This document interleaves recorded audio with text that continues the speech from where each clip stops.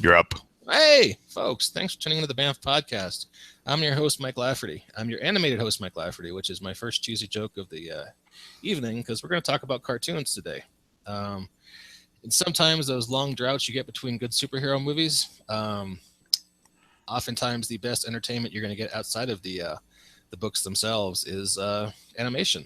There have been some great Batman, Superman, and Justice League cartoons, and we're going to talk about people's favorites, people's least favorites, and what's happening right now. And just to jump in and make things spicy, we got Chuck Rice here, and Chuck, you had a kind of a interesting opinion about Batman the Red Hood. What was that? Batman the Red Hood is the best Batman movie, including the Christopher Nolan films. Oh yeah, perhaps especially the Christopher Nolan films, because I think one of those is okay. All right, you're gonna have to explain yourself because I watched Batman the Red Hood and I thought it was just all right. Help me out here. Where's all the Red Hood love coming from? Well, okay, you've got the Joker actually being scary, and showing kind of the aftermath of what he did to Jason Todd. Although I suppose technically we could say that all the assholes who called that 1-800 number are actually the people who killed Jason Todd, but that's a separate issue, I suppose. And I think it's the best take on the Joker. He's actually funny in that movie, even though he's still a murderous psychopath. Like, there's the funniest scene he has in the movie is the scene where he kills a guy. A mob boss busts him out of Arkham and basically wants to use him to distract Jason Todd. And he shoots one of his guys, and then he says, okay, I'm going to need a really big truck and a bunch of guys. Not that guy, though. He's dead. And it's just, he's funny even at the same time. And then, of course, at the end, he has a bomb, and Batman goes to try and throw the bomb out the window, and he tackles Batman and yells, "It's better this way." Like, he wants to die with Batman. And I don't know. I think it's the closest I've seen kind of to the Alan Moore Batman. So yeah, I don't know. I really love that movie. I watch it all the time. What do you think was your best part? I really like the alley fight. Oh yeah, it's got a lot of great fights in it. I liked the idea that I guess it's kind of a Winter Soldier notion. Like, you can tell Batman wants to save him to a certain extent.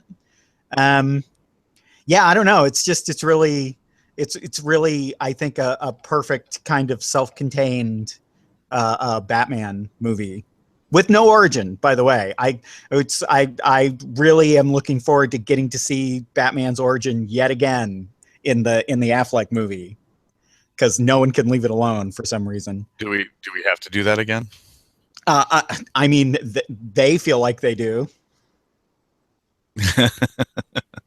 That's like the new Spider-Man movie coming in. They're probably going to do part of an origin again, and it's just like, I could do without that. Yeah, we know where he came from, guys. We don't need to kill Uncle Ben again. He died enough for our sins, okay? You're sort of in a damned if I mean, there's just sort of no good reason to do an origin story anymore unless you're doing an obscure character, because if you're doing one that's been done 100 times, your audience wants to give this Monty Python-esque get on with it. Yeah. And then if you change the origin, then you've really screwed up. I mean, does anybody want to see a gritty reimagined origin for any of these characters? No, thank you. Just get to the action, please. You know what? I disagree with all you guys. I can never get tired of seeing those pearls at the concrete. Neither can Zack Snyder. Did any of you ever see Comic Girl 19's take on the whole pearls thing? No, what's that? Basically, she used to work in a jewelry store, so she was talking about how real pearls don't have that string through them that would cause it to, like, the way the string is done, they wouldn't fall apart like that. So every time they're showing the pearls fall apart like that, they're indicating that Thomas Wayne was a cheap bastard who actually bought his wife shitty pearls. I watched the pearl making episode. Yes. In regards to origin and- stories, in regards to origin stories, I do generally agree that as fans we know these stories, but not necessarily everyone in the general audience does. However, I think one of the best things to have happened in one of the most hated movies, The Incredible Hulk, was they did the entire origin story as background during the opening credits. Mhm. Yeah. Oh, and it was cut as an homage to the '70s TV series. That's another touch that I Yeah, like. exactly. It's like, yeah. I love them doing that. It told you everything you needed to know, and then they got to the monkey. Well, what is it? In the first issue of the Hawkeye ongoing that Matt Fraction wrote, he has like 3 sentences on the first page. It's something like, he was the greatest archer in the world. He joined the Avengers. That's all you need to know. Yeah. Well, Warren Ellis was doing the same thing in when he was writing a Moon Knight. Just he gives the entire setup in like a paragraph, and then boom, we're off to the show. And you know what I didn't do? Speaking of after the show, I didn't introduce anybody except for Chuck Rice. So joining us right now. Who else do you need? Well, that's true. If you get Chuck, it's having Tom Cruise in the movie. It's gonna put in the seat. We have Andrew. I don't know that joining I've been complimented here. Actually, I'm just being compared to Tom Cruise. Andrew Collis is joining us. How you doing, Andrew? Hi, what's up, guys? Long time no see. Good to have you. Andrew is the writer of Heroic Comics. Zenith Comics Heroic. Yes, sir. Sorry. I love Yeah. those comics. Thank you. I was like Jacob- writing them. That was Jacob Blackman of Rogue Genius Games and various other gaming companies. Hello. Walt Robilliard of Hazard Studios is here. Chris McLaughlin of Green Ronin fame is here as well. Yes, indeed, and soon to be other fame as well. I hope. Yeah, you're doing a top secret project that I wasn't going to ask you about. Well, I can't wait. I can't wait to talk about it. But sometimes you go to Gen Con with no expectations, and you walk out doing your dream project, and your co-writer is the guy that you've literally wanted to work with for 17 years, and it's finally happening. So believe me, I can't wait. I can't wait to start spouting about this one. Does that mean you're going to be writing Squidbillies, the RPG? Oh my goodness. No. I'm too close to that material. I'm one of those people that enjoys that show because I can recognize specific relatives and guys I went to high school with. So, I think I need somebody a little more distance, maybe, to break it down into game terms. Alrighty, that was better than the Thomas Magnum joke I was going to make, Walt. So thank you. I listen. Yeah, and, Abe Smith is here. Abe, who does work with Green Ronin and Painting Goat Studios and all kinds of people. Welcome, Abe. Good to have you. Hello there. And well, Abe doesn't like movies. He does like comic books and cartoons. So That is correct. yeah. It's a miracle, but yes, it's true. Oh, hey, that reminds me. Occasionally we use this podcast to mention, gaming products, and Fate and Goat Games just released Envision a Villain, which is a product if you're using Fate to play your superheroes game. This is written by Ross Payton of Base Raiders fame, along with A.P. Klosky of Cold Steel Wardens, and Bry Hitchcock helping out. And it's a short PDF of advice for doing supervillains in Fate Core. So Nice. Excellent compliment to your Venture City game. So check it out now, unless you suck, and then don't. But Well, now that you put it that way, geez. am I a hell of a salesman or what? I can't. believe it. Yeah, really. I don't know. Check it out, or go get fucked. Yeah, buy this product or you're a fucking commie. I should mention that Chuck is now a full-time marketer for Mayfair Games. That's some high-end marketing we just got there. Often in exactly the words that you've heard just now, just not usually, in public. Oh, you think or something, fucker? Buy this game. What the fuck? All right. So let's talk about bad cartoons. Or bad ones. Bad ones. Because we got a whole list of great cartoons we can talk about. But, there were a lot of bad superhero cartoons, and I'm just going to go out there with one that I know is near and dear to Christopher McLaughlin. Spider-Man and His Amazing Friends. What was bad about that one? That wasn't bad. There was a chill that just went through the room on that one. Yeah, Amazing Friends was great. Really? that's the one that established Australian accent Wolverine, man. Come on. Well, Damn. okay, all right. Look, I defy anybody in 1982 to actually get a better superhero show on the air. All right. Well, Okay. fair What year? enough. What year? What year? 82 is that's when I have my strongest memory of watching it. I mean, it's definitely something I would not have caught if it had been after I'd gotten a driver's license. I freely admit that. You know, Look, I gotta say that all you need to know about Spider-Man and its Amazing Friends is that it gave us Firestar. Now, how you feel about that, I think, says a lot about you as a person, and I'll just leave it at that. Okay. You know, Firestar for me is one of those characters where it's like Rogue or like Storm. It's like she's awesome, but the douchetards they keep hooking them up with as their boyfriends in the comics. I'm like, really, really? Justice wasn't so bad. Oh, come on, Vance Astrovic, please. Now, one of the things you do have to admit that was actually pretty good about Spider-Man and His Amazing Friends is it wasn't just all about the three main characters. They actually introduced most of the greater Marvel universe over the course of the show. yes. You know, they went on adventures with the X-Men and with the Fantastic Four, and you know. All right. There's a good Captain America and Red Skull episode. There was, yeah. The 1967 Spider-Man, though. Now that's the best. Really? That's 67 Spider-Man is the gold standard. Come on. 67's the animated comic one, isn't it? Yeah. Yeah. I quite Well, like that- those. I do have a fondness for those, I must say. There was a great period in that one's history where Ralph Bakshi got put in charge of both it and Rocket Robin Hood at the same time, and the episodes became interchangeable. They just would replace Rocket Robin Hood with Spider-Man, but it'd be the same villain, the same animation, same everything. It was great. Speaking of similarities, I think one of the things that was most funny about Spider-Man, especially all the early Spider-Man cartoons, is how often they started with the Lizard as the first villain they introduced. That is true. That is true. Well, all right-thinking people know that the Lizard is awesome. I mean, right? I want to turn okay. everyone into lizards. That's my goal. It's Oh, come 10 on. times better Come than on. Green Goblin. But wait. 67 okay, Vulture right, steals a rocket because a man with wings can do anything. A man with a rocket can do everything. It's like, what?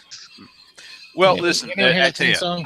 I shelled out the bucks to get those swanky color reprints that Marvel is doing, the Epic collections, Mhm. and I've now got the fat colored reprints of like all of the Lee and Ditko Spider-Man. Those like Nice. first 40 issues or however many that Ditko lasted.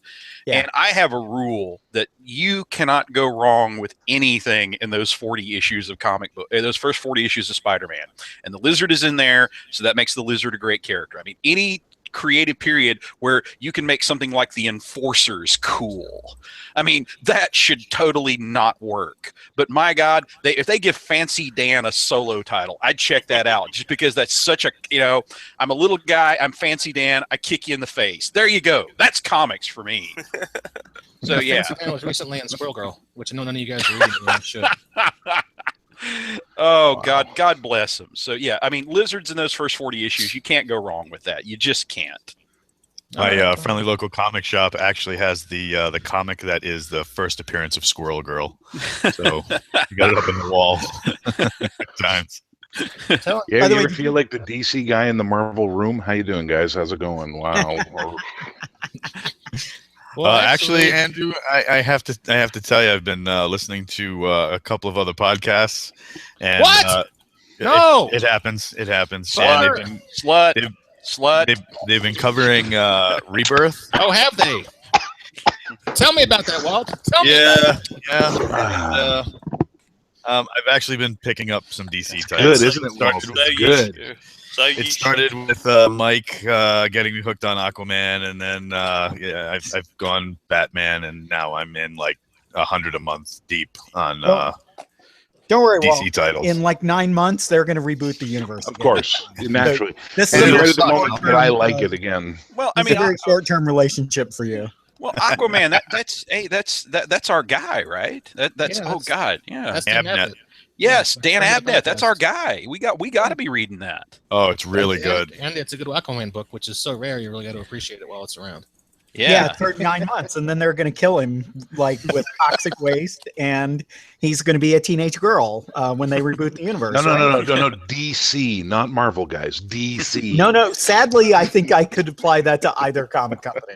But come on, listen. We're supposed to be talking about cartoons.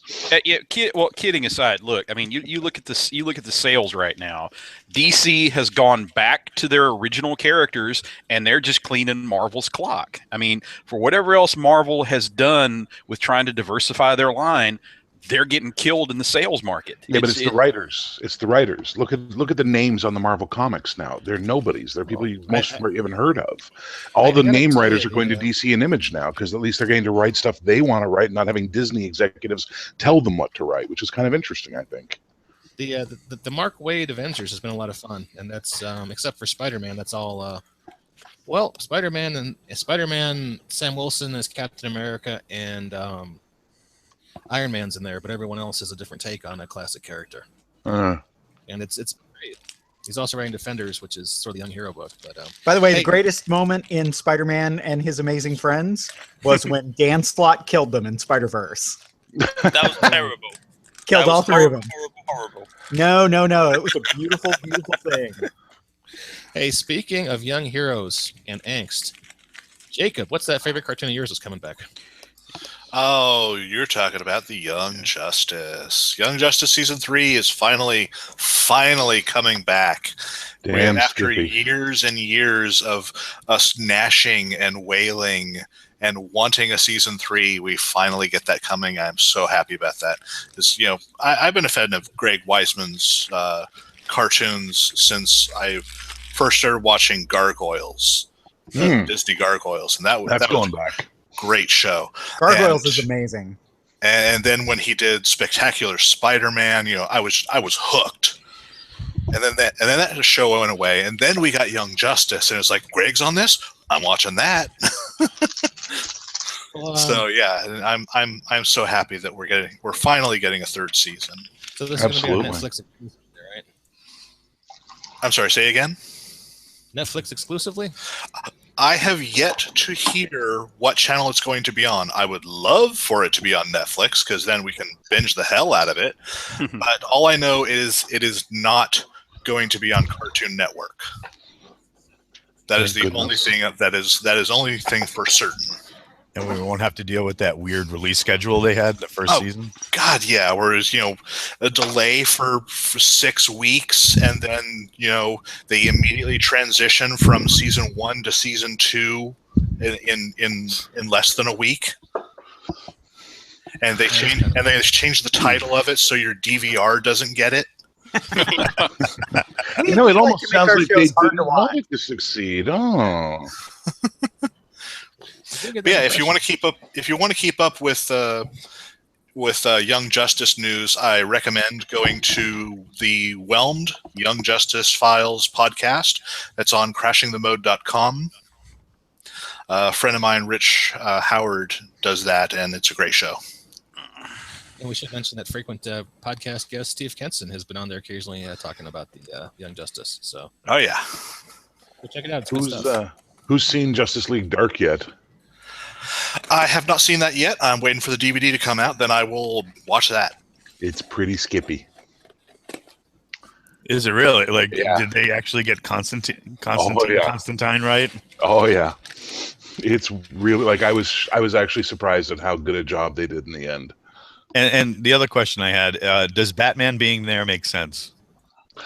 You know what? It's really kind of fun because they just, without spoiling it for anybody, they really kind of drive home the point that this isn't Batman's world and Batman doesn't have the solution for everything, which was really refreshing to see for once.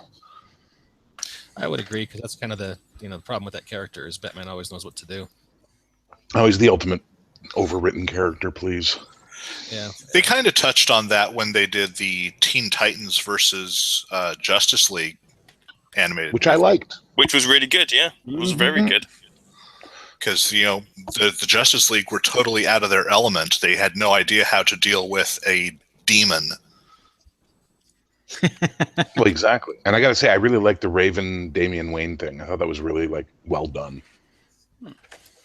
Yeah, as much as I hate the little punk, he was Ah, be gone. I love Damien. he was rewritten to have to learn the same lesson in the past 3 movies. The movie he's introduced, he's told, justice, not vengeance. Then the next movie, he has to relearn that lesson again. Justice, not vengeance. Then the next movie, he has to learn that again. Yeah. And then when you get to the 4th movie he's in, he has to learn it again. Yeah, Look, 'cause he it's just the wants to kill foundation bad of his- guys. Yes, it's a foundation of who he is as a person, and that's what I like about it. It makes him more believable. He doesn't just learn his lesson and go, "Well, thanks a lot, there, Big Bob. I learned my lesson." It's like how Tom Brady keeps slipping. Sorry. Like how Tom Brady keeps getting caught cheating. Yeah, Am I right? And keeps winning Well, Damian Wayne doesn't lose. by Listen, any means necessary. if you're raised by the League of Assassins, it's gonna take more than a couple of tries to break your assassin nature. I'm sorry, it just doesn't. I would Wait, are we still talking about Tom Brady? Yes, Yes, Tom Brady, raised by League of Assassins. he was. How And is he thank still goodness so there's a good? Lazarus pit. Yeah, it's the Lazarus Pit. That's how he's still so good. That's We'll see right. how this goes if they continue the trend with the Judas contract. Look, not very many people know Tom Brady's died like 4 times.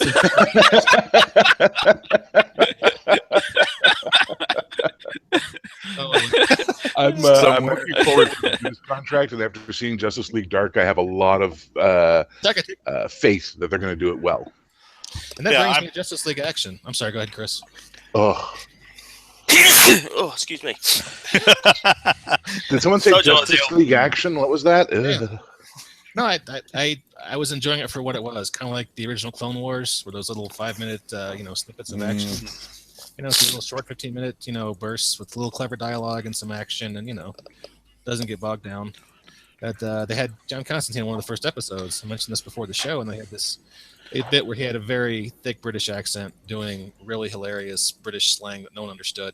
And I'd look at Batman whenever John Constantine talked, and Batman was like, he got hit by an accent enhancement spell. Here's what he meant to say. And it was a pretty funny bit. But I've only seen 2 at the moment. I've only seen the Plastic Man episode with Brainiac Mm-hmm. and the Halloween one where they all got turned into kids. So you're not digging it? No, actually, no. It's not in the. It's on like ridiculous time slots. Once a week at 8 in the morning on Saturday, and then the next Saturday for some reason it's not there, and you just think, well, what happened to that? So, Aid, have you heard of this thing called the internet, Aid? It's this wonderful new invention Yeah. that came along a few years ago. I don't do internet. I don't know what it is. But yeah, no, I thought they were good. I thought they were really good. The Plastic Man one was very good, Plastic Man, and the Halloween one actually was the first one I saw, and actually it wasn't too bad. I wasn't massively enamored by the art style when it first started, but once you start watching the animation, it's actually pretty cool. So Okay, yeah, cool. not as good as the animated movies, but it's for something that's a DC show. It's Well, they're obviously keeping that production then- values down, keeping it basic. I mean, it's a Cartoon Network show. They want to sell toys. to exactly. people. Yeah, they are toy designs. Exactly. Yeah. So, yeah, but It's for what too it was- kiddie for me. well, yeah, I mean, you might not be the target demographic for this one. Which I kind am of brings really me not. to DC Superhero Girls. I've heard it's good, but I haven't been watching because I figured I wasn't the target demo for that either. So, Well, this whole question of ages reminds me of an article that I read a few years ago. It was back when Cartoon Network was showing. I think they were in sort of the last phases of Justice League Unlimited. They were also showing Teen Titans, and they were showing the Crypto Show. And they said this is part of a calculated strategy. We want to hook like the little kids, the preschoolers and the elementary school kids on Crypto, and then they get a little older. We want them watching Teen Titans, and then later on in their lives, we want them to respond to Justice League. And I thought that was brilliant. I mean, I thought put on something that's your properties, your superheroes, but it's designed to hook every single age level that could possibly be watching Cartoon Network. yeah, Yeah. that is smart. And Teen Titans Go, I think a lot of people hate it, but I really enjoy it for being goofy and campy. Yeah. Well, yeah. I mean, I'm So- definitely not the age group for Crypto, but I appreciate it. I appreciated it for what it was. And maybe we should. Does anyone on here like Teen Titans Go besides me? I like Teen Titans Go. I preferred the first version of Teen Titans Go than the current version, but the current version isn't terrible. It's You know, fun. for me, It's that's something I high can praise. actually watch with my niece and nephew. Yeah. And not, and sit there and giggle with them. Yeah. Because I really have no concept for those characters, so I can watch it for what it is. Wait, Walt. Wait. You've just I'm just made my must-get Christmas gift for next year. It's a video of you giggling with children. I need to see this. I am working my way into it. Mm-hmm. I think the only thing I've really enjoyed from Teen Titans Go was the episode where they got Weird Al Yankovic to do the voice for Darkseid. What? Yeah. You just explained why Teen Titans Go is amazing. Look, it's not always my thing either, and it's more about the joke. And I would prefer the actual Teen Titans show that we had before. But if there's one thing life has taught me, it's to settle for what I can get, and that's Teen Titans Go. So, and the thing is, we don't have to settle. The point, the Teen Titans Go is not intended for all the audience. They specifically created Teen Titans Go for a younger audience. That is what it's intended for. They want to get the kids to do Teen Titans Go, and then when they get older, they can enjoy some of the other shows like Young Justice. Yeah, it's very important we never lose sight of that. I mean, if everything superhero related is aimed for 48-year-old guys, there's not, it's something that's going to disappear in a generation. Can I posit though that there's a market between those two markets that's just not being addressed at all right now, and that's my problem with it. It's that we're either doing stuff for our age category of we don't want to see the origin story again. We want to see new, exciting, and darker and more mature stories, or it's complete kiddie, campy, silver agey stuff. But in between that lives a bronze age of no one's doing it, and it would be so nice to see it. That's the stuff we liked when we were young. That was the Gargoyles. That was the God, what else? I'm trying to think. What else was in that grouping for us in those days? I'm coming up blank. Batman the Animated Series. Batman the Animated Series, the Justice League Unlimited and Justice League series. That's the thing I'm pining for. That lost middle ground. Avengers Assemble is terrible, but Avengers Earth Mightiest Heroes was perfectly in that vein. I am right with you. Yeah. Yes. And that's why I want Young Justice back, because Young Justice is right there. It's right in that place I love. Now, there is news that they are getting rid of the current batch of Marvel cartoons, and they are doing an all-new Spider-Man cartoon. They have hinted at some of the people who are going to be involved with it, and from the sound of it, it's going to be kind of along the same vein as the Spectacular Spider-Man, which was in that vein you're talking of. So if they manage to hit that niche, I will be all about it, because I can't stand the current batch of Marvel cartoons. Is this new one though the one with Miles Morales and Gwen? Is that the trip, like the three? Because I heard they were doing a triple with Peter, Miles, and Gwen as the three characters. That's what I heard. That'd be kind of cool, actually. But because I want to see Spider-Gwen date both of them, break both their hearts. That's what I want to see. And then get thrown off a bridge. And then land a perfect superhero landing with Deadpool clapping her on the side. Perfect. Love this guy. Let's write it now. Let's go. So hard on the knees. So, we were talking earlier about Batman, Batman the Animated Series. I apologize if you guys hear some rattling. Loki is about. So we were talking about Batman the Animated Series, and for the time that was really groundbreaking, especially even talking about a cartoon in America that spawned a 2-hour movie that was actually seen in theaters. Yeah, and I actually have to posit that Mask of the Phantasm was a better movie than Under the Red Hood. Oh, that was a better movie than Batman Begins and Dark Knight Rises, and but we have those movies, and then even before that, those cartoons, and even before that, we had Spider-Man and His Amazing Friends. Now, in both those instances, we had characters that were spawned for the cartoons and then made their way into the comics. Oh yeah. What do you guys think about stuff like that? Good. If they're good characters, they deserve to be in the comics. Absolutely. Well, yeah, I mean that's like Harley Quinn. I mean, who can imagine Batman's Rogues Gallery without Harley Quinn now? But dear Lord, I hate what will they've say- done with Harley Quinn lately. But that's me. That's exactly Yeah. what I was going to say. But apart from that, apart from Harley Quinn being a complete mess up of a character at the moment, Hmm. that's fine. Yeah, when she Is this our periodic reminder of the clown car joke? Yes. The what? Okay. The clown car joke? What? Yeah, it was. I think it was. God, was it Jason Tondro that brought this up? I apologize, Jason, if it wasn't you, but somebody had read one of the first Suicide Squad issues they released right after the new 52, or as I like to call it, the new 92, when they decided what we really wanted was for DC to be Image from the early 90s.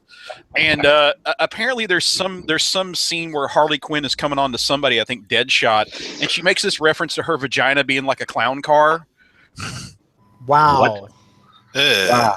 Wow.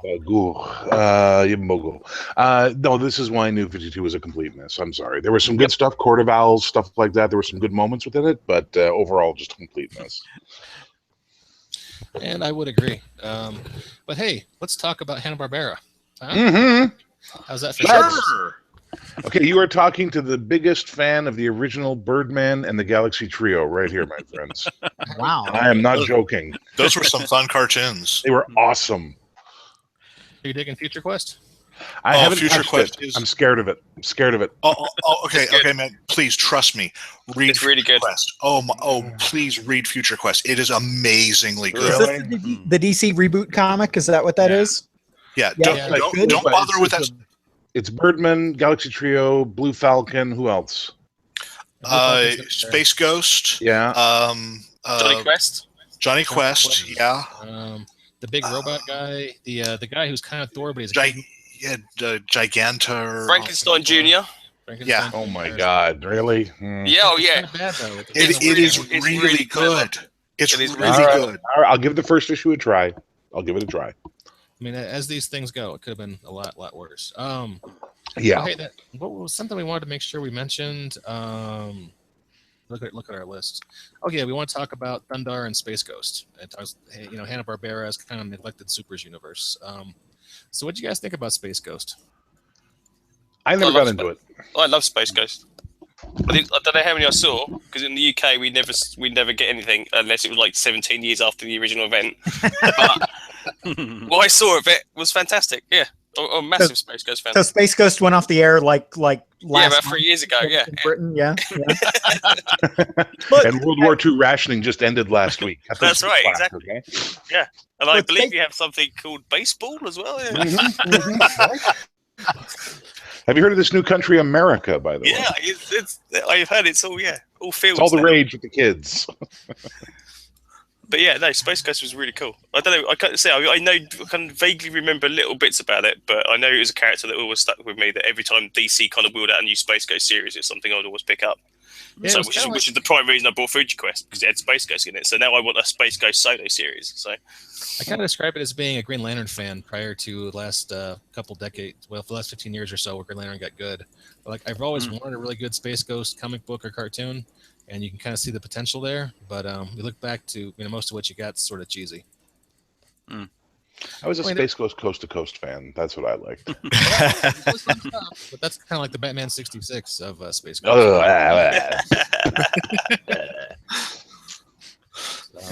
Now, do you think those cartoons, with the way they were written back then, and some of the situations they ended up in, do you think that? Let me interrupt for just 1 second. The Yeah, Batman 66 movie that just came out. yeah, the animated. What was it? Return of the Cape Crusaders. There we go. Yep. And a sequel was already in the works. I'm playing. Oh. That was surprisingly interesting. Has anyone seen that? Yeah, I saw I the clip. I have it. I bought it. Yeah, I've seen clips for it. That's something I'm going to make time for now that I'm finally done working on Rogues Gallery and can watch more stuff again. Okay. Yeah, they had some good stuff in there. They had basically they were throwing homages to various different generations of Batman and showing the differences of this is a brighter Batman, but here's what it's like when the brighter Batman suddenly becomes the grim dark Batman. And that was an interesting take on it, and I liked. There's this one scene where he gets hit over the head and he sees 3 Catwomen in front of him, and they're all the different Catwomen from the 66 show. And have you guys heard the hook for the sequel? No. It's going to feature Two-Faced, voiced by William Shatner. Oh man. No. Oh, God. Okay, so who watched South Park this season? I did. I saw it. Okay, we are eating member berries, right? We all get this Yes, now. Like, yes. it's getting a little out of control, Yeah. like just Yeah. a little bit. I'm a little sick of the nostalgia. Like, when I heard the clips for Batman 66, the animated, all I could think to myself on the first clip was, wow, they sound old. Like, their voices sound like two old men. You know what I mean? Like, it's not. It's pretty apparent, yeah. Yeah, and that was so off-putting to me because it was just clearly just a nostalgia cash-in as opposed to something that needed to be done or a story that had to be told. Maybe I'm in the minority. That's fine. I'm used to being in that place. But I am genuinely in agree with you. Generally in agreement with that sentiment. But as somebody that was raised on Batman 66 and loved Batman 66, the original show didn't last that long. You had the one movie, and then that's all of that you ever got. And I think, it had such a relatively brief life compared to, what is it, the one Law and Order SUV or whatever it is. They're on like season 85 or something like that. Or The Simpsons. God, I would still watch Law and Order SUV. Okay, and if that's your thing, I'm not knocking it. I'm not knocking it if that's your thing. It's just Bum, bum. Okay. But if you look at like what Jeff Parker did with the Batman 66 comic, to me that take on the Batman is something that still had life in it, especially if you go the animated route where you solved the big limitation the original TV show had, and that was budget. Yeah. See, that's the thing. Hang on. That's why I don't like the animated and the comic, because I like it when the Batman stories in the original series were effectively 3 big rooms. Yeah, that was it. Yeah. Also, if people say to me, "Well, I'm not all that excited about a new Star Trek show," hey, believe me, I get it. I mean, there's been plenty of Star Trek done. But if you want to go back and revisit something that had a short lifespan like Batman 66, to me that could work. Let me counter that though. My number one all-time top 10 film of all time, forever and always, will always be Buckaroo Banzai: Adventures Across the Eighth Dimension. I adore that film.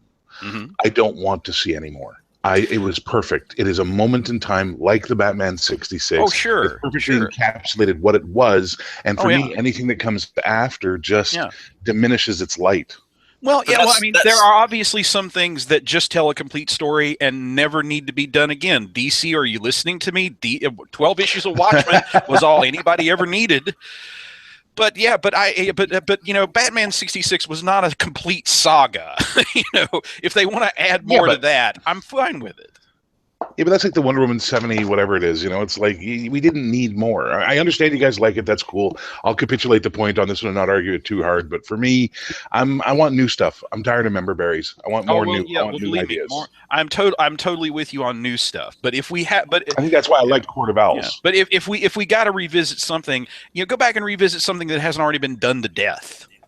All right, Spider-Man and His Amazing Friends. Let's bring that back. Well, listen, we were hey, listen, anything that gets kids interested in superheroes and teaches them some positive values and gets them to read comics and geeky stuff, God bless it. If it's Spider-Man and His Amazing Friends or The Punisher and His Amazing Friends, whatever it is that hooks them, That's interesting. I'm sorry. I must again point out that they have brought Spider-Man and His Amazing Friends back. One page in Spider-Verse where you see the dead underneath an energy vampire. They came back. They got their beautiful, respectful resurgence that you guys have all been looking for. It's like did it. Talking about bringing young readers in. One of my nephews loves Batman, and one of my nephews loves Spider-Man. There's nothing for them to read. The Spidey, the all ages Spidey stuff that Marvel put out apparently has been cancelled. Yeah, I can't just pick up the Spider-Man book now and say, okay, they read that. I remember the last time I read Spider-Man, he was like raiding a crack den. It's like, yeah, this would be great for kids. Yeah, it just makes no sense. Isn't it kind of depressing about how there for that brief, beautiful moment. Marvel had that Ultimates line with Ultimate Spider-Man, with this young, continuity-free Spider-Man that everybody could relate to, and it ended up with, you know, the Blob cannibalizing the Wasp, and Tony Stark and, you know, Scarlet Witch and Quicksilver incest. Yep. Talk about something going completely off the fucking rails. And who was responsible for that? Jeff fucking Loeb, who will, by the way, the last interview he gave, the interviewer felt compelled to point out that Jeff Loeb requested that he not ask any questions about Ultimates 2. Wow. Speaking of going off the rails, we are no longer talking about cartoons. We've been talking about comics for a while now. We're not even talking about comics though when we're talking about Ultimates 2 also. Other than to say that other than to say that original Ultimate Universe would have made a great they could have done a great animated thing with that. Well, listen, it was once again what Marvel's greatest fear has always been, which is I used to love. There was this great when I used to be part when I was in college, in a part of an app that called Comicopia. For anybody who's listening who knows Comicopia, hey guys. And one of the writers used to do this series called "Reasons Why Marvel Needs a Crisis," and this was in the '90s. And he would just go in, like, a lot of it was X-Men storylines. You know, like, well, here's a dangling thread Chris Claremont left that needs to be resolved, and all this kind of stuff. But it was really true, and I always felt, yes, Marvel desperately needs a dramatic and complete reboot. And when Ultimate Comics came out, they had their chance, but they half-assed it. They didn't want to pull the trigger completely, right? They were too scared. DC, hit or miss, has the balls every time to go, fuck it, let's see what happens. And I appreciate that. Whether they make it or they don't make it, and it's brought us to Rebirth. Yeah, you know, they try. Oh, now, be nice.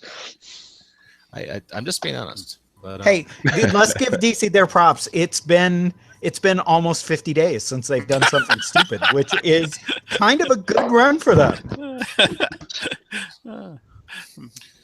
Hey, why doesn't anyone reboot Thundar? Because it sucks. Oh, sorry. Whoa, yeah, easy. Well, Thunder the Barbarian, you know, pretty much filled that niche that everyone was doing back in the day, where your fantasy was a post-apocalyptic Earth. That was pretty much the tried and true trope of the era. So I always assumed Thundar was a prototype He-Man. I was going to say, I really liked Thundar the first time I saw it. It was called He-Man. It was really good. Yeah. We never got Thundar. We got He-Man. We never see Thundar. Whatever. Except Thundar had like a hot chick who like rode a horse without a saddle and like a big Chewbacca buddy roaming around the post-apocalypse. Yeah. He would shank He-Man in about 30 seconds. And I just saw dead on the highway. And he had a lightsaber. Wow. Well, exactly. He would just leave him dead, and the acid rain would just strip the flesh off He-Man's bones. Hey, you know what you guys should watch? Son of Zorn. You know what? It's not bad. Yeah, that's pretty I good. totally disagree with you. I could not stand that show. Wow. Really? It's an acquired taste. I tried watching it and I couldn't get into it. Any listeners who haven't seen it, it's what's his name? Arnell from Arrested Development. Not Dave Arnell. Chris yeah, Arnell? the guy he was in all those Jennifer Will Aniston Arnett? movies. Will Arnett. Yeah, Will Arnett. He was the magician in Arrested Development. Yeah. And basically, he plays a He-Man analog who comes back to California to bond with the kid he fathered 10 years ago. And you know, it's wacky family sitcoms with a side serving of just batshit He-Man stuff going on. Yeah, it's kind of funny. For me, the best superhero cartoon on the air right now is Steven Universe. That is the best superhero cartoon. Oh, that's a great show. All right, so It's what the hell is it? amazing. I keep hearing it mentioned, and I have no idea what the hell it is. Watch it. Just watch it. I'm telling you right now. It's called Steven Universe. It's written for kids a little bit, but it's got some adult messages in it. But the thing that they're doing is they're doing what Marvel's failing at right now, which is introducing the concepts of, you know, social justice, diversity, progressive values, but they're not beating you over the head with it or telling you you're bad. So, for example, his father, even though his father just works at a car wash, he's not a deadbeat. He's not a loser. He's there. He's a part of his life, even though Steven's being raised by these gem women. And it's really well done. The message is super positive. The world building is amazing. Stuff that you just think is throwaway comes back in like later episodes and really has impact. It's very, very good. That sounds very awesome. Good. Yeah, again, it follows a very short format. Every episode is only like 10 to 15 minutes long. Yeah. But the fact is, yeah, it was really confusing to watch at first. But as you watch more of it, they tell you more about the world. You find out there was an alien invasion a while ago, and that's what the superheroes are all about. And finding out how Steven came to be is just amazing history. It's a hugely drawn out heroic arc that is just amazing to watch and so well done. So well done. And good for kids, good for adults. You can literally sit, Walt, you could sit your nieces and nephews down and you could sit with them and both of you are getting something out of it. And a lot of the time you're going to get the same thing out of it, which is the cool part. So everybody brace yourself for next year's Grim and Gritty reboot for the live action. That'll happen. This just in, Disney has purchased Steven Universe and Brian Michael Bendis will be doing a series on it. And Steven Universe they've signed Zack Snyder to do the movie adaptation. Yeah. And he won't kill Batman because both their moms are named Martha, right? Okay, back on superhero movies. Hang on, back on superhero animated movies. The Suicide Squad animated film. What the hell was that thing called? Attack on Arkham. Attack on Arkham. That should have been the Suicide Squad movie. I agree. It was so good. You haven't seen it? Find this? On I Netflix, missed I think? It's actually called Batman Attack on Arkham. It's not listed as a Suicide Squad movie. It's listed as a Batman movie. Yeah, but he's only in it for a little bit. Well, yeah. It's one of the New 52 animated films that they came out with shortly after they did the Flashpoint. Yeah, right after I think it was the one right after Flashpoint, wasn't it? Was it after Flashpoint or after Throne of Atlantis? It was after Throne of Atlantis. That's Yeah, right. it was Throne of Atlantis. Okay. It's really good, like really good. Surprisingly, I guess maybe we should since we're talking about Hanna-Barbera, or at least we were for a second. What we're going to say, I have heard this rumor that the best, most clever comic book on the stands right now is the Flintstones reboot.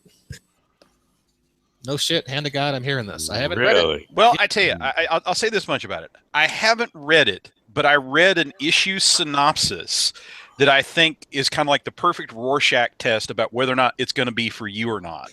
Because apparently one issue is about Fred and Wilma being ostracized because they won't go into the communal sex cave. And they want because they want to buck society and explore a monogamous relationship. Now, if you think that's witty and clever, you should probably just buy all those. Yeah, But if you're the type that just could live a million years without ever thinking about Fred and Wilma in a communal sex cave, probably best just to stick with the reruns. Well, I've never thought about that before, but now that you've planted that seed in my garden, I don't know. I didn't know it was written by Alan Moore. That's interesting. Well, if they're having butt sex in the communal sex cave, yes, that'll be a Ghost Rick Alan Moore project. Yes. So I guess while we're talking about butt sex, well, that's a whole segue. I got nothing. Sorry. Moving right along. Hey, Cartoon Action Hour for Spectrum Studios. It's a great RPG for emulating animated action. How was that for getting away from that subject? That's well done, sir. Well done, sir. Very well done, sir. Can you emulate butt sex in the communal sex cave? That's what I want to know. No, that game's called Fatal. Oh, right. Oh, In a bar? What? No? Okay. So the Cartoon name of Action my Hour, next album. Cartoon Action Hour is broken up into several different books to emulate several different generations of cartoons, right? Yeah. There's a G.I. Joe analog. There's a Transformers analog. There's superhero stuff. There's a He-Man analog. Season 3 was, specifically tailored towards 80s cartoon, which gives He-Man, Marshall, Brave Star, all kinds of stuff like that. And if you need all that stuff in the same place, you can read IDW right now. Yeah, True story. They have rebooted ROM, and I read it for about 5 issues because I got ROM when I was like 6 years old and thought it was the greatest thing. And Right. ROM the Space I didn't catch. Yeah. Yeah, ROM the Space Knight. They rebooted them, and it's not bad. It's just like bog standard. I mean, you know what's going to happen 5 pages before it happens. So I just kind of had to press the eject button because I was getting bored. But, What stuff came over from Marvel that wasn't considered Marvel's property in that? Because Rom did explore a lot of the Marvel space universe, you know? There's a guy named Rom. He's leader of the Soul Star Armada. He fights dire wraiths. That's it. That's it. That's all, eh? Huh. That's all that Marvel. I mean, Marvel created a whole universe around him, but that's all they got that they could use. So, yeah. Anyway, and they got a weird crossover. I need to read at some point when I'm sick and have a lot of spare time. But it's a crossover between GI Joe, Transformers, and Rom.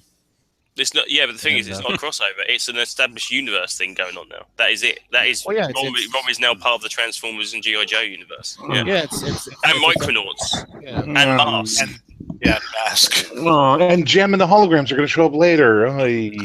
Yeah, it's like the great big multi-book event like Final the Crisis. Mattelverse or something. All the thrills of an '80s preteen just randomly pulling crap out of his toy box. But isn't that what they're trying to do with the Transformers movies? Aren't they trying to make the Transformers movies part of a Mattel they're going to have a shared universe with the. That's what I heard. Yeah. By the way, anytime you say Transformers movies is an inherent sneer quotes. Yes. Yeah. Anything when anyone mentions Transformers movie, to me, it's just the animated movie. Anything after that never existed. Thank you. So that's all good. That's how I am with Die Hard. There was never a sequel, but the rest of you have these delusions about a Die Hard franchise that doesn't really exist. There was one really good movie, and I don't know why they didn't make any real follow-ups to it. But man, that It's one of my favorite was Christmas Willis films. What can I say? Yeah. Oh, has anybody seen Split yet? That is the backdoor sequel to Unbreakable, right? Yeah, man. Supposed to be, yeah. Yeah, man. Spoilers. Sorry about that. Whatever. I haven't seen it. No one's going to see it. It's an M. Night Shyamalan film. People don't see those anymore. But man, well, in fairness, people got burned more than once. But wait. Split is a sequel to Unbreakable? Okay, sorry. Spoilers for anybody who doesn't hell? hear this. At the end of the movie, after the whole thing goes through with the multiple personality guy and all that type of stuff, some people are reading about it in the newspaper or something. They're talking about it in a cafe, and Bruce Willis is there in his security guy thing and makes some comment, and it's like, yeah, no, this is the backdoor sequel to Unbreakable. So they did a Marvel-style stinger at the end of a goddamn M. Night Shyamalan movie? Yep. Yeah. And What a twist! What a twist! Am I having a stroke? Did someone really just say that? Well, given that Unbreakable is my all-time #1 favorite superhero film, I'm happy. No, I love Unbreakable, but then M. Night Shyamalan, it was a fit of hysterical strength, and he used up all of his creativity on that movie, and so. Well, I think what it was is the reaction to it was so poor from the audience, from the public, that he made sure everything he did afterwards was just insane, batshit crazy stuff. Whereas if people had actually liked Unbreakable, we might have gotten more of that kind of filmmaking out of him, I think. Well, I guess that's possible. Oh, hey, you know what? Episode 2 of It's Always Sunny in Philadelphia this season is a backdoor sequel to Quantum Leap. What? What? It's a musical backdoor sequel to Quantum Leap. Is Scott Bakula in it? Yes, Oh, he dear is. Lord. And he sings. Oh, dear Lord. Okay, all right. On a completely unrelated note, I just have to throw in just so that I can get this out of my skull. Otherwise, it's going to blow up. Okay, when we're talking about TV shows and movies that are kind of backdoor sequels and in shared universes or something. Okay, I found out recently that Quincy, the classic Jack Klugman sort of precursor to CSI and all that, it exists in the same universe as BJ and the Bear. Well, there you know go. what that is? It's the same universe as St. Elsewhere. And the last episode was that kid with the snow globe. Oh, yeah. The autistic kid. So it's in the same universe as Magnum PI and MASH. Yeah. And Magnum MASH. PI is in the same universe as Murder, She Wrote because they did the crossover episodes. Yeah. One Murder, And, She Wrote episode, one Magnum. X-Files and Those are Picket on Fences last were in the same universe, too. And just also, Mad About You, Friends, and Seinfeld were all in the same universe. Nope, Just Seinfeld that. wasn't. Seinfeld wasn't. The night you they did sure? they did the blackout episode where all the other episodes on NBC that night did a story about the city having a blackout, and Seinfeld refused to play ball and said, "We are our own story, our own universe," and basically broke the thing. Okay, but Kramer was in Mad About You. Yeah, but that's just your average crazy New Yorker. Kramer owns Seinfeld's original apartment. Isn't it good to know you can have a nerd fight without ever bringing up comics? Yeah, I love Seinfeld. I'm a massive Seinfeld fan. So anything remotely Seinfeld related is just like, yeah. I'm just Don't- enjoying don't the forget- backwards universe thing that Aid has actually seen all this stuff and he doesn't have Yeah. to say. Yeah, Well, we're he just saw it talking last to, week, though. Bizarro Universe Aid here, right? It's Yeah. Bizarro Aid. This is me. I've Yeah, got to be in Sky, everything. Sky One just got all those shows last week, so that's why Aid's all talking about it right now. I own Seinfeld on DVD. Yeah, in the UK, you guys have to do the box sets, right? What Seinfeld's or just generally? Just in general, yeah. Yeah, pretty much. We get stuff. Sky Atlantic is the thing is. There's one channel which buys a lot of American stuff in, and the only way you can get it is via one TV provider. So anything that's particularly any good, such as Game of Thrones, is only on that one channel. Until you wait until a year later when they release the DVDs or Blu-rays, then you can see Game of Thrones on DVD. So if you haven't got that channel, you're stuck. Speaking of British TV, I'm hearing Jack Black's the next Doctor Who. What's up with that? Do you know what? I don't know who's going to be the next Doctor Who. I'm cautious. Can I vote for someone to be the next Doctor Who? Nobody. Put it in its grave. Do you know what? Funny enough, I was actually thinking that. I would say, apart from the fact that they've got a guy lined up to take over the show, I would say rest it. Yeah, Let's it's leave done. it there It's now. done. But I mean, I love Who, but I mean, it's Yeah, still but the ratings are still good. Whoever but- pulls a TV show off the air while people are still watching it? This is the problem. Fox does Apparently, that the in ratings, the 90s and ratings early for 2000s. Cartoon ratings- Network does that. Yeah, there we go. the ratings for Capaldi's episodes apparently weren't very good because people didn't understand the complex plots. It's like, what did you want them to do? It's like, well, the worst thing about it, the BBC is that they can't understand that certain shows should be for certain demographics, certain audiences. Rather than say, oh, it's Doctor Who, everyone must like it. Why can't we just have a show that's for sci-fi people? Why does it have to have the person who likes Great British Bake Off watching Doctor Who as well? It's not essential. So the idea that you put time travel in the time travel show is kind of the point of it.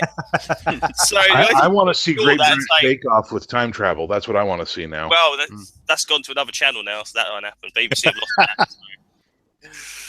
But yeah, no, I don't get it. But there's people I would like to see as Doctor Who. Patterson Joseph was a guy who was put up last time. He would look really, really good. Apparently, they named the guy who plays Q from the Bond films. Him, I don't know who he is, but apparently they put him up as a potential. Can I, can I venture something? The young Q, yeah. Yeah, he's good. But I can venture something for you right now. If they just got David Tennant to sit in front of a TV going, Oh, hello, yeah. beautiful, and dingling keys for 45 minutes to have the best ratings ever. People No, yeah, Tennant coming back would set all the people show. want. Tennant's going to be the new Scrooge McDuck on DuckTales. He is going to be Scrooge McDuck. Yes, he He was is. so good as the Purple Man. Trying to get us back to talking about cartoons. Back to cartoons. There was a Doctor Who animated series.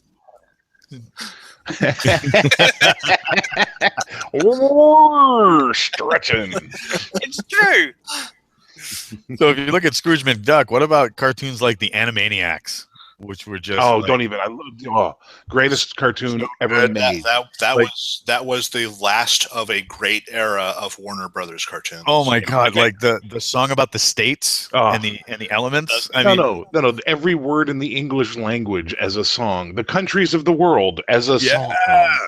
Or Lake Titicaca, one of my favorites ever. Poor Magellan. So Freakazoid as well. Remember that? Yep. That's vaguely superhero like. That was a good show as well. Oh, that was wonderful. Yeah, Freakazoid was very good. I actually miss Darkwing Duck. That was cool. I love Darkwing Duck. Darkwing Duck was so good. That was a lot of fun. And the Hey, Tick. Oh, God. Oh, the Tick animated, yeah, that was good as well. Yeah, the live action Tick is coming back Yep, on Amazon. on Amazon, yeah. Although it's a little darker, they're kind of playing like Tick is the imaginary friend of Arthur. If only we could get Patrick Warburton to reprise the role. No, the guy they got, because I saw the pilot when they did it for the voting to see which series people wanted to develop, and Tick won and got development. The guy they got was really good, actually. I was like, he was like perfectly between Warburton and the cartoon. He hit that middle spot really well, I found. Yeah, I would agree with that. Hey, there are a lot of DC animated movies, and some of them are good and some are not so good. Do you guys have, favorites or like I heard the Flashpoint movie was pretty bad. Does anyone have an opinion on that one? It was atrocious. It was pretty bad, but it kind of set up the New 52 universe that came afterwards. I haven't been a huge fan of like the Justice League stories they've been doing. Like Justice League War wasn't great, and Doom wasn't great. Throne of Atlantis wasn't great, but the Batman animated films have been pretty good. You know, the like we were talking about the Suicide Squad and the ones with Damian Wayne, and the most recent one, the Teen Titans versus Justice League. That was pretty decent. Decent. So I've been getting more and more impressed with them, which is why I'm really looking forward to Justice League Dark and the Judas Contract. Well, for me, there's only one DC animated film in recent memory that really fails on every level. Was just a complete waste of time, and I regret that I'll never get that time back in my life. And obviously, you all agree with me. It was Under the Red Hood. It was just so bad. I'm sorry. Am I being trolled right now? Is that the kind of thing that's happening like live on the air? A little bit. Funny enough, I actually thought you were going to say The Killing Joke. Oh, it was horrible. Oh, it was terrible. It was so bad. I have it. I have The Killing Joke, and the only part of The Killing Joke I've watched so far is the first 40 minutes, which is all the Barbara Gordon stuff, because I know what's going to happen for the rest of it. So I just haven't had the energy to go back and watch it. Whereas, like the Justice League versus Titans, I don't know where that came from. So that's new. So I watched it all the way through happily. Brilliant. So I tend to like these ones that tend to be drawn from original stories rather than redos of comic stuff that you don't know. Which again is the part of the problem with the live action movies. Hey, let's do the Spider-Man thing again. We've seen that before. Oh yeah, that's So that's that's me. Hold on, I'm going to spoil the Amazing Spider-Man for you guys. He gets bitten by a spider. What? Radical. He gets these powers from the spider, like what a spider has. Does his uncle live? That's all I care about. Make sure his uncle lives. No, his uncle gets smoked, man. It's real depressing. But it gives him this moral purpose going forward. It's fucking deep, man. Well, you obviously haven't read the new Alan Moore version of the script. I'll just give you a hint. It involves a spider that's looking for some action. It's a spider god thing. Look, all of Alan Moore's current with a thing for butts are written by the elves that live in his beard. Okay, we all know this. So I just want people to start looking up a song by Mikey Mason called "Me and Alan Moore's Beard." You know, Green Lantern Emerald Knights in 2011 has Nathan Fillion playing Hal Jordan. Yeah. It's worth seeing. I like that. That was a good one. It was okay. Although and the original one, the original Green Lantern animated, had Christopher Maloney, the guy that was on Law and Order. Yep, and is one of the funniest actors you'll ever see when they let him do comedy. He is hilarious, that guy, man. Cool. He was in, what was that stupid movie he was in where he plays the redneck hillbilly? It was one of the Harold and Kumar films, and he's hilarious. It's like, this is a guy who's like, every time you see him, he looks like he's a psychopath, and here he is just having a great time, you know? So it's kind of fun. Oh, you know, we should probably mention Big Hero 6, which to make it a sequel to. So that good. was a fun movie. And That was a good film. actually, based on a Marvel comic no one knows about it, apparently, and The Incredibles, which they're also doing a sequel to. Incredibles is fantastic. About time for an incredible sequel. Yeah, we've got 3 Cars movies, but we haven't had an Incredibles movie. Yeah, I'd rather have an Incredibles series, to be quite honest. I'd rather them do a TV series. It'd be more fun. Well, I think that was on Brad Bird, right? I think Pixar would have been happy to do another Incredibles movie, but Brad Bird obviously had to fulfill a deep artistic purpose and make a movie that we all agree was worthy of his time, named John Carter, right? I liked that movie. Step Back. It was a good I like John Carter as well. It was a good movie. Well, you don't like movies, Aid. Stop talking. Who are you? What have you done with Aid? I love John Carter, so I'm allowed to at least like John Carter. If we're going to talk about John Carter, I got to get a recognition from my good friend Tony Cranfield, who was one of the animators on that movie. So, Tony, we appreciate what you did, sir. Well, and I got to throw in a shout out to Ariel Medell, who did some work on Heroic Force, came through in a big way, who was on the comic book recently and was on Xena as well. Ah, what? Okay, nice. Cool. Yeah, John Carter's one of those characters you thought would really connect with people, but I don't know if it's just bad. Here's the thing. I actually like John Carter too. However, if you had said to me, that he could have not done that movie and done another Incredibles movie already, I would have preferred that another Incredibles.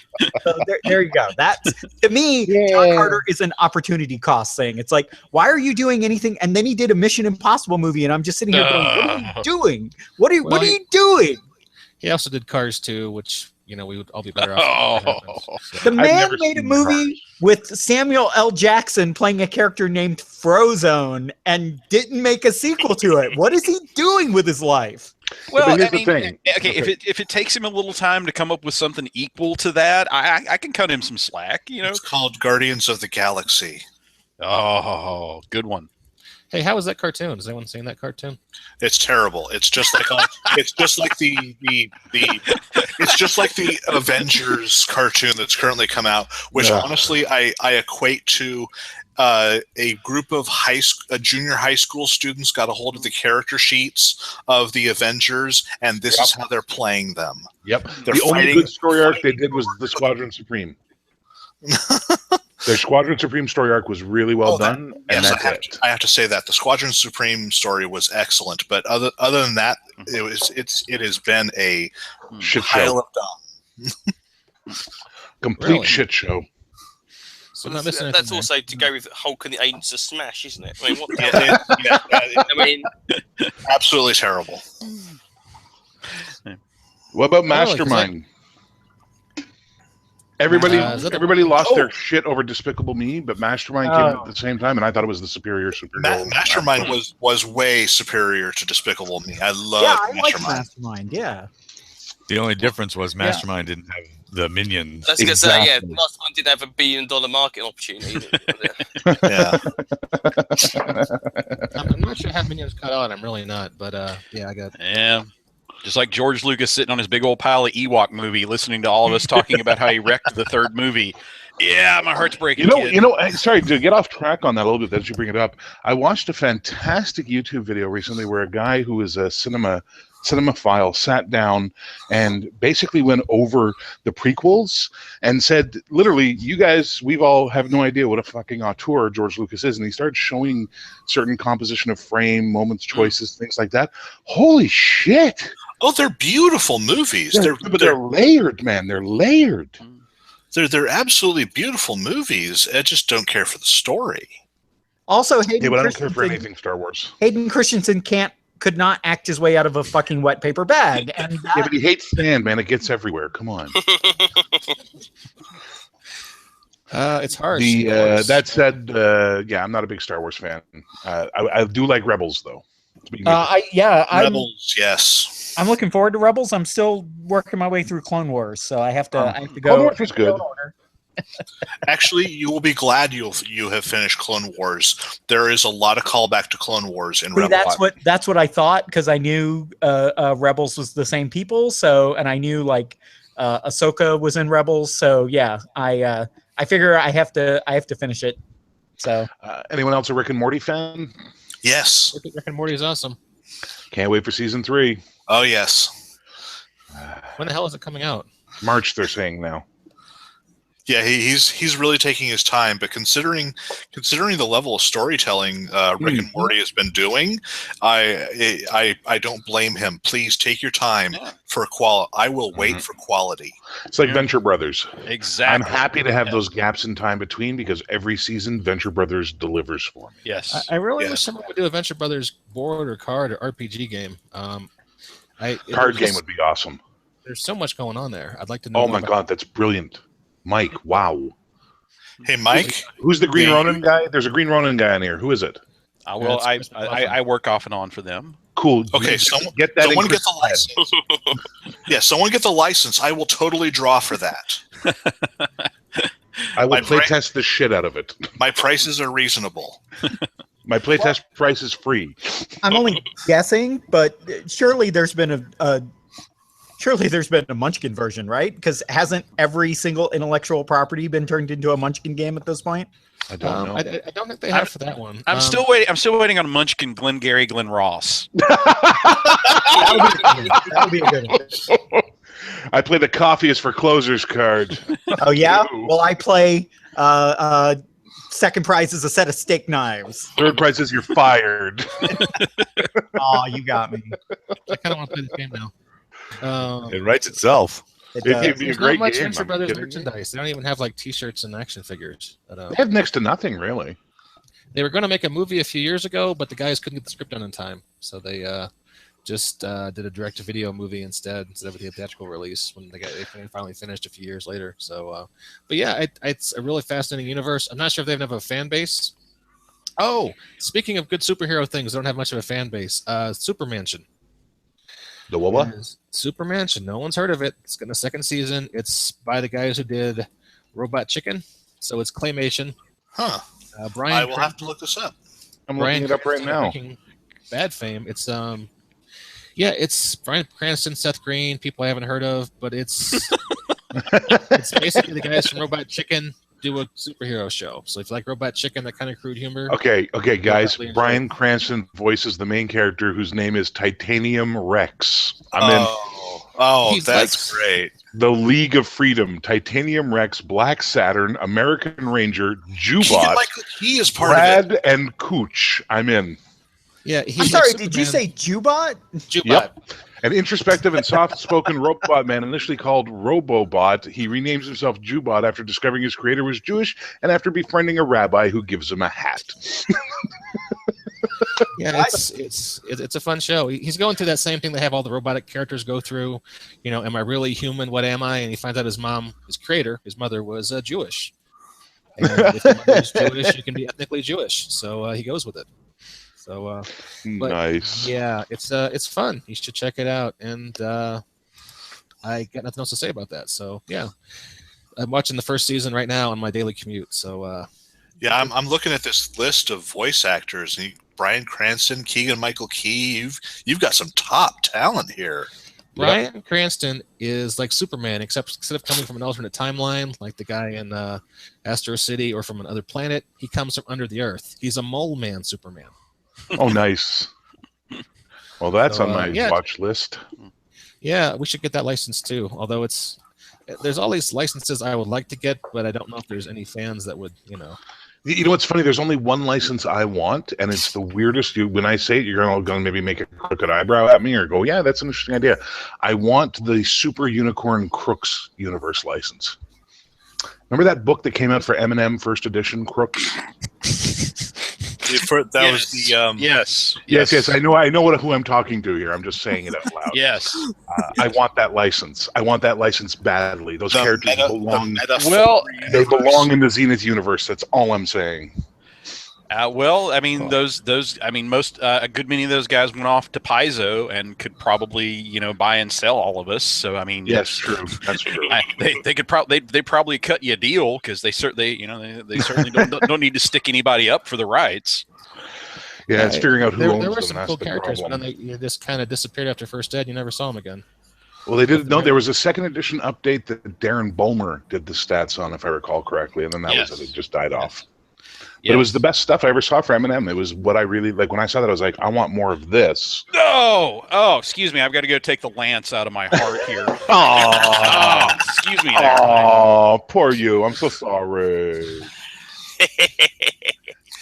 Emerald City was good. Well, thank you. I'm good to know that I did something at least slightly better than Crooks. Well, listen. I lived Emerald in the City West was Coast good. for 8 years in Vancouver. So for me, Emerald City reminded me a lot of Vancouver, even though it's Seattle, really. They're very similar areas, so it was kind of fun. It made me feel nostalgic. Well, thank you. I've always said it's the best book about the Pacific Northwest written by an Australian, a Southerner, and a New Englander. Well, that's who you find living in the Pacific Northwest, don't you know? Yeah, personally, I'm finding it hard to write the world book for my Superpowered Legends universe because I cannot compete with the quality of Emerald City and the Atlas of Prime. Wound healed. Oh, Thank you. yeah. Wound Wow. healed. Thank Like you. to take Wow, something. there is a Like- cleric in this party. Look at that. Funny, I played Canadian barbarian hits the blow. Mm. Yeah. Oh, Well, I have a weird Emerald City thought we could finish up on if you like. What's that? Okay. Go for it. There is a character in Emerald City who is named after a friend of mine who was in my college role-playing game, and I named a ex-World War II era superhero after her. And one of the funniest things I ever did was I sent her links from our forum where people were role-playing as her. And she turned it around and said, "Does this mean that I could go to a con and cosplay as myself?" Wow. Yes. And it was like the snake was eating its own tail. You know, Ouroboros, baby. we used to be the gamers, and now we're the game. Nice. Thank you. Crazy. So on that note, with about 3 minutes left, parting thoughts. I would like to be on again for the next time we talk about cartoons.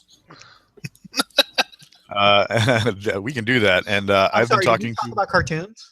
Well, I think we're all going to go see Batman, the Lego movie. Thank you, Warner Brothers, for this $5. And Oh yeah.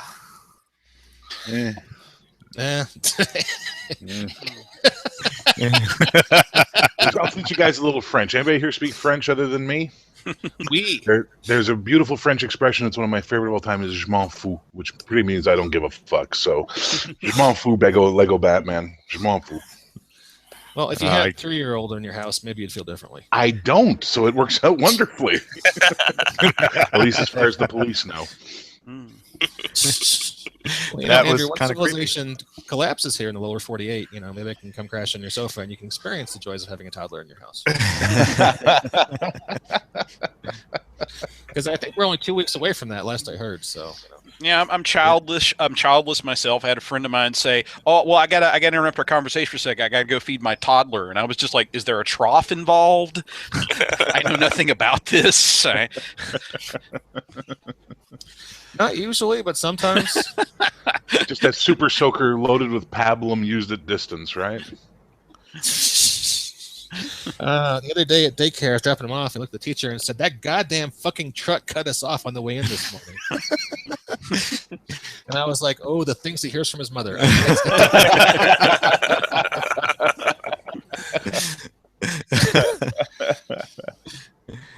And on that note, yeah, you want to wrap it up? absolutely. The next time we do animated, we can soak back into Thundar the Barbarian and I'll watch some, just so I have an opinion.